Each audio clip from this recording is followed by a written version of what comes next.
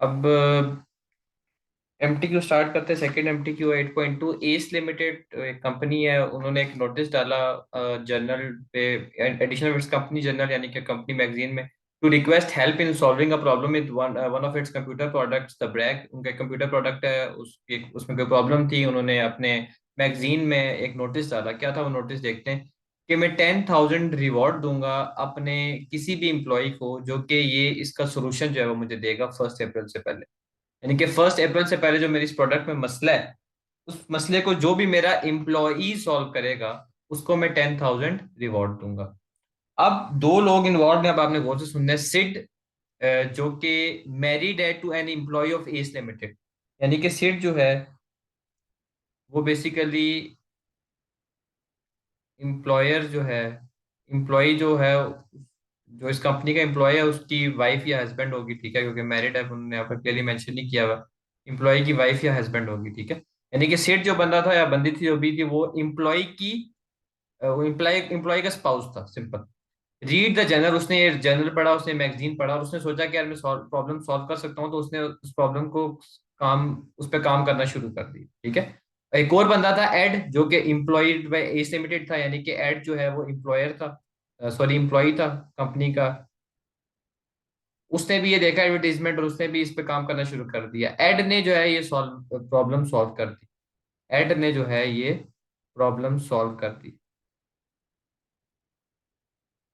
अब हुआ यूं कि जैसे ही मतलब एड ने प्रॉब्लम सॉल्व करके जब उसको उसे नोटिफाई करना था कंपनी में कि मैंने प्रॉब्लम सॉल्व कर दी है, कंपनी ने डिसाइड किया to cancel the Brack product and placed a note in March edition of it journal cancelling the reward. उन्होंने ये जो रिवॉर्ड वाली चीज थी उसको कैंसिल आउट कर दिया, ठीक है। तो ये सिनारियो था। ये सिनारियो समझ आ गया आपको? जी जी।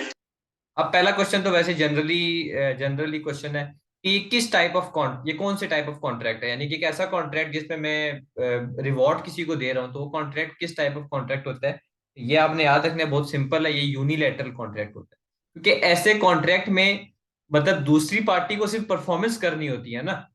दूसरी पार्टी को जो है वो सिर्फ परफॉर्मेंस करनी होती है। आप कॉन्ट्रैक्ट को गौर से पढ़ें, उसमें क्या लिखा हुआ है कि 10,000 पाउंड में हर अपने किसी भी इंप्लॉय को दूंगा जो मुझे प्रॉब्लम सॉल्व करके देगा। तो ये एक ऑफर उसने की, इसके अगेंस्ट एक्सेप्टेंस क्या है, परफॉर्मेंस। और उसको कम्युनिकेट करना जो है वो जरूरी नहीं है, ठीक है। आप हमने चीज पढ़ी भी है, डिस्कस भी की हुई है कि यूनिलैटरल कॉन्ट्रैक्ट में अगर आप परफॉर्मेंस स्टार्ट करना शुरू कर दो तो इट्स अ बाइंडिंग, वो लीगल एक कॉन्ट्रैक्ट की हैसियत रखता है, ठीक है।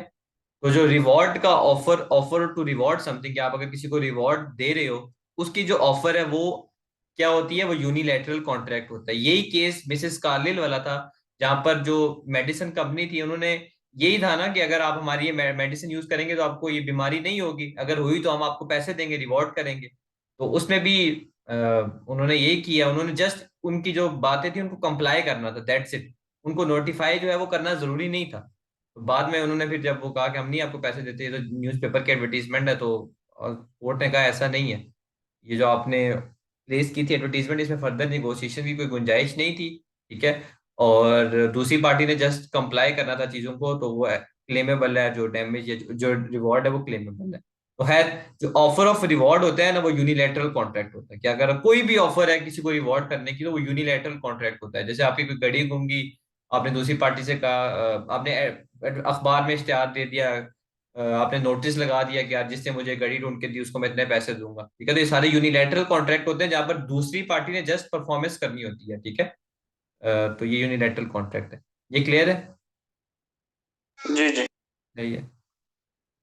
अब वो कह रहा है which of the following statement is correct, इसमें से कौन सी स्टेटमेंट करेक्ट है। तो पहला है कि सिड सिड यानी कि basically may Sid may claim to work he did to solve the brake problem because his wife is an employee of S limited. तो सिड बेसिकली जो है वो उसकी वाइफ एम्प्लॉय थी, तो इसका मतलब है सिड जो है वो हस्बैंड था, जो कंपनी में उसकी वाइफ काम करती थी, तो वो जो है वो एम्प्लॉय का हस्बैंड था, बेसिकली वाइफ नहीं थी। मैं यहाँ पर एम्प्लॉय का हस्बैंड था। तो वो कह रहा है कि Sid may claim for the work he did to solve the brake problem because his wife is an employee of S limited. तो देखिए पहली बात तो सिंपल ये है कि जो अवार्ड था वो किसको मिलना था, सिर्फ और सिर्फ एम्प्लॉय को मिलना था। तो जो ऑफर की गई थी वो किसको की गई थी, स्पेसिफिक पीपल्स को, जो कि कौन थे, कंपनी के एम्प्लॉय थे। तो जो सिड है वो कंपनी की एम्प्लॉय तो नहीं थी ना, बेसिकली वो जो उसकी बेगम कंपनी में काम करती थी, वो खुद तो नहीं काम करता था। ठीक है। तो इसीलिए जो है ऑप्शन सी करेक्ट आंसर होगा, कि सी जो है वो जो काम करना उसने शुरू किया था उसके लिए क्लेम नहीं कर सकता कि यार यूनिलैटरल कॉन्ट्रैक्ट था, तो मैंने तो अपनी तरफ से काम करना शुरू कर दिया था इस प्रॉब्लम को सॉल्व करने के लिए। क्यों? क्योंकि ऑफर तो उसको हुई नहीं थी। ऑफर तो किसके लिए थी? कंपनी के एम्प्लॉयज के लिए, जबकि ये तो कंपनी के एम्प्लॉय का शोहर था। ठीक है, सी इसका करेक्ट आंसर होगा। बाकी जो नेक्स्ट है, which of the following statement is correct. एड के हवाले से, एड जिसने प्रॉब्लम सॉल्व कर दी थी वो कंपनी का एम्प्लॉय भी था। Ed may claim for the work he did to solve the brake problem because he started work before S limited revokes it offer. कि एस लिमिटेड की ऑफर रिवोक करने से पहले ही उसने अपनी तरफ से एक्सेप्टेंस के थ्रू परफॉर्मेंस स्टार्ट कर दी थी। तो जो उसने प्रॉब्लम सॉल्व की है उसके लिए वो रिवॉर्ड वो क्लेम कर सकता था। एड वो बंदा था जिसने प्रॉब्लम को सॉल्व किया। ठीक है। नोटिस इन्होंने 1 अप्रैल, इन्होंने कहा था कि 1 अप्रैल से पहले जो भी प्रॉब्लम को सॉल्व करेगा उसको पैसे मिलेंगे, और इसने बेसिकली प्रॉब्लम को सॉल्व कर दिया था। लेकिन इन लोगों ने जो है वो कैंसल आउट कर दिया। तो इसने कहा कि जी तो फिर इसका यही बात है कि एड जो है बेसिकली वो क्लेम कर सकते हैं ना, क्योंकि उसने एक्सेप्टेंस परफॉर्मेंस स्टार्ट कर दी थी। और अभी तक एस लिमिटेड ने, अगर तो ऐसा होता कि यार उसने परफॉर्मेंस स्टार्ट ना की होती, उन्होंने ऑफर कैंसिल कर दी होती, तो फिर तो चलो ये बात समझ में आती है। लेकिन क्योंकि उसने प्रॉब्लम को सॉल्व करना स्टार्ट कर दिया था बिफोर एस लिमिटेड ने उस रिवॉर्ड को कैंसिल किया, तो एड जो है वो क्लेम कर सकता है। ले रही है। जी जी। के बाद है लास्ट क्वेश्चन। इससे पहले केस करने से पहले ये पढ़ लेते हैं, ये इससे रिलेटेड नहीं है। Which of the following correctly describes the principle of promise estoppel. तो प्रोमिस एस्टॉपल क्या होता था कि प्रिवेंट करता था एक बंदे को कि अगर तुमने प्रॉमिस किया तो तुम उस प्रॉमिस से जो है वो गो बैक नहीं कर सकते। ठीक है। तो promise made under contract law can not be retracted. Retracted का मतलब ये होता है कि you can not go back from it. आप इसे वापस नहीं जा सकते। If the person to whom the promise was made relies on it. अगर आपने कोई प्रॉमिस किसी को किया है तो आप उस प्रॉमिस से गो बैक नहीं कर सकते अगर अगली पार्टी ने आपके प्रॉमिस पे रिलाई किया हुआ है। तो बिल्कुल इसमें वही लैंडमार्क केस है, सेंट्रल लंदन प्रॉपर्टी ट्रस्ट वाला, जहां पर वर्ल्ड वॉर स्टार्ट हुई और बंदा जिसका वो बिल्डिंग थी, उसको रिक्वेस्ट की बंदे ने कि यार आप रेंट कम कर दें। जो London central London property trust वाला केस है, जो ऑनर था फ्लैट्स का, मेन ओनर वो बाहर था, फर्दर आगे जिस बंदे को उसने दिए हुए थे रेंट पे, उसने आगे फर्दर रेंट पे दिए हुए थे फ्लैट्स। उस बंदे ने रिक्वेस्ट की मेन ओनर को कि यार वर्ल्ड वॉर चल रही है और मसले मसाइल हैं, तो तुम रेंट रिड्यूस कर दो। ठीक है। उसने कहा ठीक है, रेंट में रिड्यूस कर देता हूँ। तो उसके इस प्रॉमिस पे रिलाई करते हुए जो बंदा था उसने आगे फर्दर भी टेनेंट्स के रेंट को रिड्यूस कर दिया था। तो बाद में उसने केस कर दिया मेन ओनर ने कि यार जो जब वॉर खत्म हुई कि तुमने पहले भी मेरे से जो हाफ अमाउंट करवाया था रेंट, तो वो हाफ रेंट मुझे वापस कर दो। खैर ये वही वाला केस है।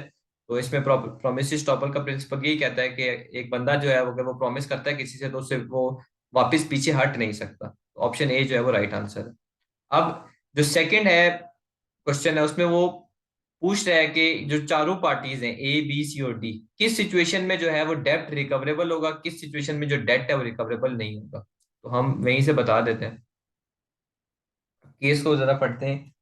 Zeri operates a business as a designer of internet web pages for variety of business clients. Zeri एक है वो बेसिकली वेब पेजेस को डिजाइन करती है, उसके डिफरेंट क्लाइंट्स हैं। Unfortunately, he had some difficulty in recovering his full fees from number of clients.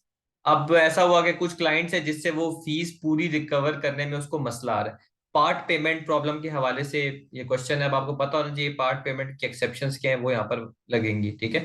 अब employees है कुछ जो कि उसको पूरे पैसे नहीं दे रहे। ठीक है। अब उनकी हर इम्प्लॉय के बारे में बताया है। अब आपने हमने ये बताना है कि किस सिचुएशन में जो है वो जो थोड़ी अमाउंट है वो बड़ी अमाउंट को कैंसिल आउट कर देगी और किस सिचुएशन में कैंसिल आउट नहीं करेगी। ठीक है।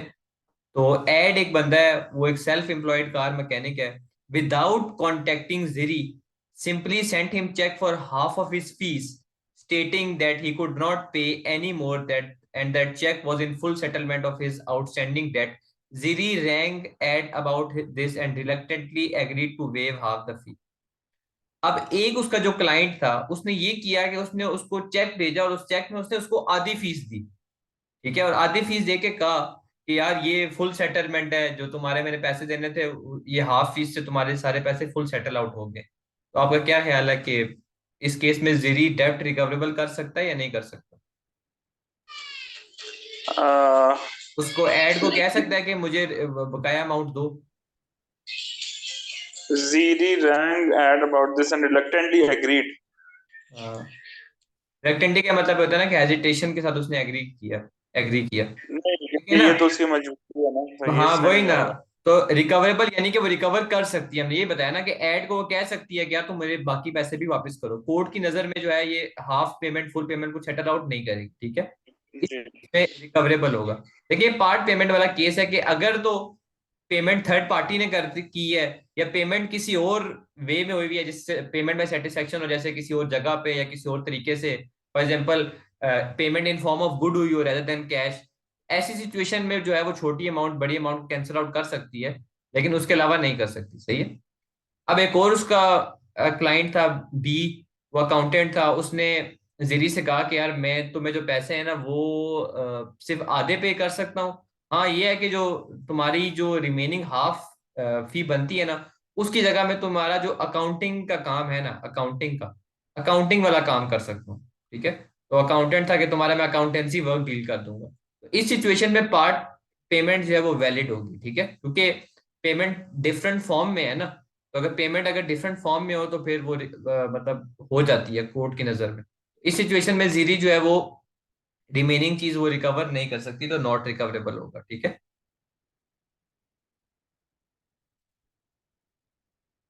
ये सेकंड वाला क्लियर है सिनारियो। जी जी। अगर पेमेंट किसी और फॉर्म में हुई भी है ना तो फिर वो कैंसिल आउट कर देती है। ये एक्सेप्शन थी पार्ट पेमेंट रूल की। पार्ट पेमेंट रूल ये कहता था कि $100 है तो $100 दोगे तो वो कैंसिल आउट होगा, अदरवाइज नहीं होगा। लेकिन उसकी कुछ एक्सेप्शन आ जाती थी, जैसे तीसरी पार्टी ने पेमेंट कर दी तो फिर छोटी अमाउंट कैंसिल आउट कर देती है।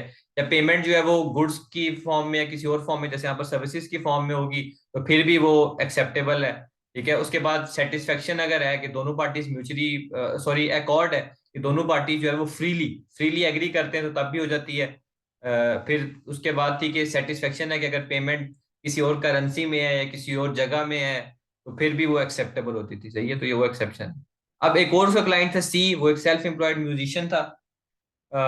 उसने जीरी से कहा कि यार मैं तो तुम्हें पैसे नहीं दे सकता, लेकिन हाँ उसके फादर ने उस जीरी को, वो जो बंदा था वो तो खुद पैसे नहीं दे सकता था, लेकिन उसके फादर ने जीरी को कहा कि यार मैं तो तुम्हें हाफ ऑफ अमाउंट पे कर देता हूँ, तो तुम जो है ना ये एक्सेप्ट कर लो। तो यहाँ पर पेमेंट जो है वो बाय थर्ड पार्टी हुई हुई है, तो पेमेंट बाय थर्ड पार्टी भी आपको पता है वो फिर काउंट होगी। तो इस सिचुएशन में भी जीरी जो है वो रिकवर नहीं कर सकती, ठीक है, नॉट रिकवरेबल होगा, क्योंकि पेमेंट बाय थर्ड पार्टी है ना। तो ये एक्सेप्शन आ जाती है पार्ट पेमेंट रूल की, ये लेस सम जो है वो फुल सम को कैंसिल कर देता है। बाकी डी जो है वो एक नर्सरी की ओनर थी। उसने कहा कि जी मैं, जीरी को कहा कि मैं तो आपके बिल पे नहीं कर सकती, हाँ ये है कि मैं आपको एक वीक का चाइल्ड केयर जो है वो फ्री दे दूंगी, यानी कि अगर आपको कोई बच्चा है तो वो मेरी नर्सरी में आ जाए तो उसको हफ्ते का जो है ना मैं कोई चार्जेस नहीं लूंगी, फ्री उसकी टेक केयर करूंगी। अब जी के कोई बच्चे ही नहीं थे। इस सिचुएशन में क्या जीरी उसे रिकवर कर सकती है? नहीं। क्या अ, उसका कोई बच्चा ही नहीं है, उस नर्सरी वाले ने कहा कि तुम्हारा जो बच्चा है मैं उसके एक हफ्ते को फ्री चाइल्ड केयर प्रोवाइड करूंगी। कर सकती है। यस, मामा। अब तो रिकवर करेगी ना, रिकवरेबल होगी फॉर ऑब्वियस रीजंस, क्योंकि उसका तो कोई बच्चा ही नहीं है, तो अदर फॉर्म में जो पेमेंट हो रही है वो तो वैलिड हो ही नहीं सकती ना। हाँ अगर उसका बच्चा होता तो फिर उसके जो चाइल्ड केयर का खर्चा अगर वो फ्री वो कर रहा होता तो फिर चलो हम कहते हैं कि चलो वो अदर फॉर्म में पेमेंट हो रही है। लेकिन क्योंकि उसके कोई चिल्ड्रन थे ही नहीं तो इस वजह से ये वैलिड नहीं होगा, तो वो रिकवरेबल होगा। तो